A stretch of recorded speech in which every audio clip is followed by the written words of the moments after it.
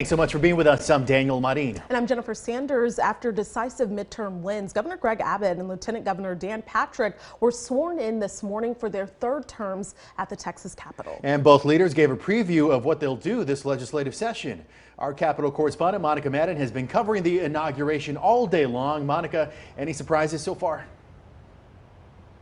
Well, if you're an out-of-stater like me, you might be surprised by how many Texas songs there are. But no, today there weren't really any surprises from both the governor and lieutenant governor. A lot of their messaging was similar to what we heard on the campaign trail. But today we did get some more specifics on how they plan to use that $33 billion surplus that's already characterizing this legislative session, and heard a lot specifically on property taxes.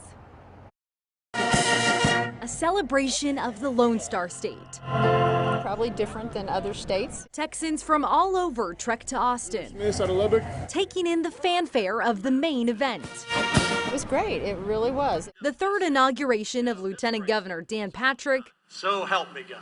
And Governor Greg Abbott. And will to the best of my ability. While the thousands of people here today came for the pomp and circumstance and celebration of Texas, today we got a better idea of how this legislative session might play out, with leaders saying to expect one of the most conservative sessions in Texas history. The Texas is not strong without strong conservative policies. The president of the Senate gave passionate remarks about Texas excellence and what policies he thinks will ensure its future. And in the budget that we will release this week, the Texas Senate will raise your homestead exemption to $70,000, which will save you thousands. Abbott's speech closely paralleled his number two. Texas is America's undisputed economic leader. With echoes of his promises on the campaign trail, pledging to supporters to at least expect one thing. We are going to ensure that Texas remains the greatest state in the greatest country the world has ever known.